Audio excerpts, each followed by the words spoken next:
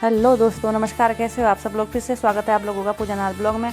आज हो गया था मेरा ब्लूटूथ डिस्कनेक्ट, मेरे से कनेक्ट हो नहीं पा रहा था, सो मैं चली गई मनीष के पास। मनीष से मैंने बोला चेक कर दो, तो मनीष ने चेक करके मुझे दे दिया।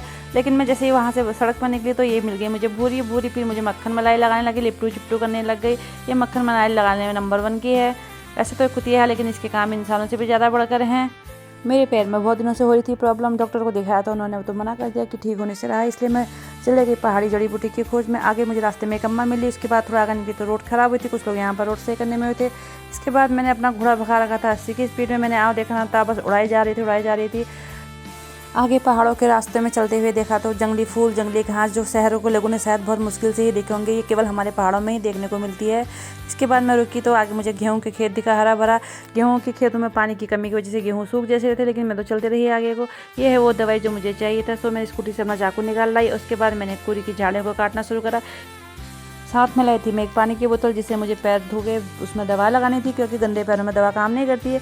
यहाँ मिल गई मुझे एक अम्मा। वो मेरे पास आके बैठी, थोड़ा जान पहचान जैसी लग गई। तो वो अपने मुझे दुख सुख बताने लगी। वो बताने लगी अपने गाँव वालों के बारे में, और साथ में मैं भी उसमें इंजॉयमेंट करने लगी। बातों बातों में अम्मा और मैं बहुत ज़्यादा खुल गए थे एक दूसरे से। इसके साथ ही मैं ले गई थी एक चिप्स कुरकुरे का पैकेट। सो मैंने अम्मा को भी दिया और साथ में खाया। अम्मा ने पेप्सी पीने से मना कर दिया, बोली कि मुझे पेप्सी पीने से करंट लगता है। मैंने कहा कोई बात नहीं, तुम पेप्सी मत पियो, मैं ही पेप्सी पी लूँगी। इसके साथ चिप्स खा के मैंने पेप्सी भी पी ली थी।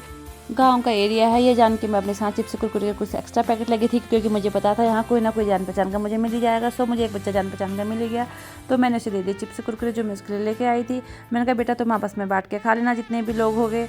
इसके साथ ही उसने पकड़ी थैली और सीधे चलता रहा। इसके बाद से जो मैं पानी की बोतल लेके थी, सो मैंने अम्मा से बोला मेरा हाथ धुला दो। हाथ धुलाने के बाद मैंने अम्मा से ले ली विदाई। इसके बाद मैं अपना घोड़ा लेके से निकल पड़ी। आगे देखा तो बहुत सारे बकरियों का झुंड था, उसमें से सो एक बकरी का बच्चा मैंने उठा लिया। वो बकरी का बच्चा मुझे काटने लग गया अपने दांतों से। इतनी सारी बकरी देख के तो मेरा मन बहुत ही खुश हो गया, मन प्रफुल्लित हो गया। धन्यवाद।